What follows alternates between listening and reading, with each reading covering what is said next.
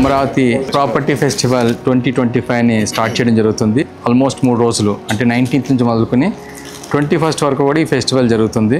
మీ అందరికీ తెలుసు, నారెడ్కో ఒక కౌన్సిల్ ఈ రియల్ ఎస్టేట్ సంబంధించిన రంగంలో ఒక గ్రోత్ ఇంజన్లో పనిచేయడానికి, ముఖ్యంగా స్టేట్ గవర్నమెంట్స్ కానీ other government of what is that India undertakings or whatever it is, ప్రత్యేకంగా దృష్టిలో పెట్టుకుని మాట్లాడితే ఏ నగరానికి లేని విధంగా గ్రీన్ పాయింట్ ఆఫ్ వ్యూలో మనం మాట్లాడుకుంటే కనుక ఇది గ్రీన్ సిటీ అంటున్నాం కాబట్టి నాన్ మోటరైజబుల్ ట్రాక్, అంటే more than almost 3200 kilometres track dedicated to pedestrians, అంటే ఎవరైతే నడిచి వాకర్స్ ఉంటారో వాళ్ళ కోసం అనేటువంటిది, అంటే నడిచి ఎక్కడికైనా పోయేటట్టు ఉండేటువంటి సిటీ కాబట్టి వారికి అనుకూలంగా ఈ ట్రాక్ ప్లస్ ఇదే ట్రాక్ను పక్కన ఈ యొక్క సైకిల్స్ కూడా ఇచ్చేటట్టుగా చేయడం జరిగింది. సో అన్నిటికన్నా విశిష్టత ఏంటంటే ఏ సిటీలో లేని విధంగా 30% బ్లూ గ్రీన్కే కేటాయించడం జరిగింది.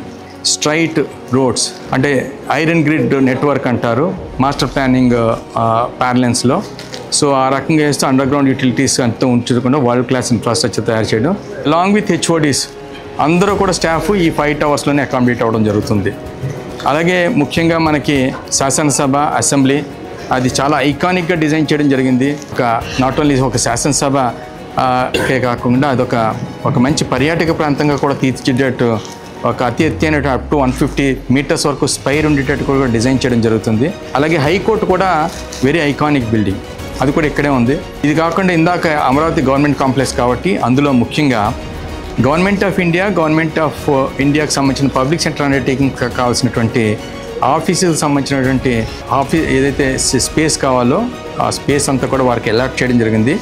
సో ఎవరైనా సరే ఏదైనా చూడాలనుకుంటే కనుక డిజిటల్గా చూడడానికి వీలుగా AR, VR, XR ఫెసిలిటీస్ అన్నీ కూడా అందుబాటులోకి త్వరితగతిని తీసుకురావడం జరుగుతుందనేసి తెలియపరచుకోవడం జరుగుతుంది.